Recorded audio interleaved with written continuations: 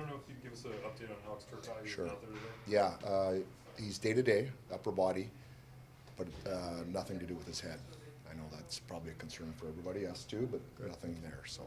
On the opposite side of that, you have Kevin Fiala now skating with Kopitar and Kempe. You had that a little bit at the end of last game. What do you like from those three so far? Yeah, I mean, I thought we made that change in Minnesota. I thought the team finished well. I thought their line was dangerous. So try not to overthink it and just give them a chance to get back at it. Things can always change, as you know. But yeah, they haven't played together for a long time. I thought they looked pretty good. It's been about 2 years, and Juice and Kevin both talked about that time maybe making them more accustomed to play with each other, learning tendencies. Are you seeing three guys maybe better equipped now than they were the first time? Well, I think the one thing is have a lot of time on the power play. I know it's not 5-on-5, but you communicate, you start to understand what each person does well. So I think the power play time over that time has probably helped them as much as anything. Do you have an update on Arthur Kaliev's progression as well? It's red jersey and him being on the ice. Yeah, he's just on his own, going slow. I mean, he's still a ways away, but nice to see him be able to get his skates on and start getting that process started. And then Drew as well. Any seeing him around the rink or any kind of progression in his rehab that you could share? No, nothing. He's a ways away, so we're not even getting to that stage. But it's always good to have him around the rink with the guys. With Arthur having gotten hurt right at the start of camp, is he basically having to start from scratch in terms of building up his endurance and everything? Yeah, it'll be a process for him for sure. He didn't get enough time, get his legs under him long enough. It would have been easier. I know he dealt with an injury a couple of years back, his foot, but by that time he had a lot of time in the season to get going. So this is going to be it'll take him a little bit to get going again. You talked about the strong bounce back after a bad performance, not necessarily a loss. The last two games, you had a good performance against Nashville and then another good performance against Minnesota. Yeah. We'll take that too. Well, is there any difference in trying to get the same performance after a win? It's not. I'll tell you what. Usually, they have the players' attention more if they play poorly. They're disappointed. They dial in. Sometimes after you win, you get a little bit like, overconfident. So it's striking the balance, and I don't know, we always try different things or try to have a similar approach. It's a hard game, and sometimes there's just different things in the game that affect an outcome. It's not necessarily how you've prepared. So we just try to keep it the same as best we can. Yeah, if we don't play well, guys have been able to get their focus back. But sometimes there's just no real rhyme or reason for it. I know the guys feel good. They should feel good. They played very well, but now got a tough opponent tonight. In that mood, last season after 14 games, your record was 8-3-3. This season, your record is 8-3-3 after 14 games. Is there any look ahead to try and prevent any fallback like that might have happened? The only look ahead is tonight, and if we win that game, we prevent the fallback for 24 hours. You know what I mean? It just comes so fast and furious, and there's different variables day to day that it really is. I said this before, this job focuses you on the present as much as any job I've ever been part of. This focuses you on today, and that's good. It's good for us, and we'll deal with whatever's coming down the road. Jim, I know you look at your team and get your team prepped for this game. Anything that you look at from Vancouver, the challenges that they pose, it might be different from maybe your last opponent? Well, we know them. We've played them enough. I think we've played them, whether it was home here or there, very, very tight. Physical games, tight. Both teams can score, but they've been really low-scoring games, physical, tight. I think,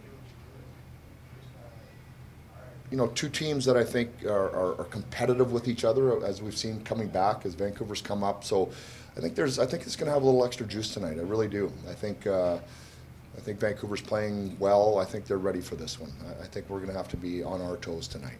Jim, generally speaking, from a view from 20,000 feet, when the system changes were made, it was to kind of pump up some offense, some counterattack. But the defensive numbers have been really good. Yeah. What would you pinpoint to say real good attacking, but still keeping that defensive structure? Well, we talked about that when we were making the change. Is our players have played a certain style long enough that they're committed to playing without the puck. So by making a change, we just couldn't lose that commitment. But we felt because they've done it long enough, and you have guys like Kopi setting the bar in that direction, that we could make the change without going just wildly offensive, and it looks like we've done that.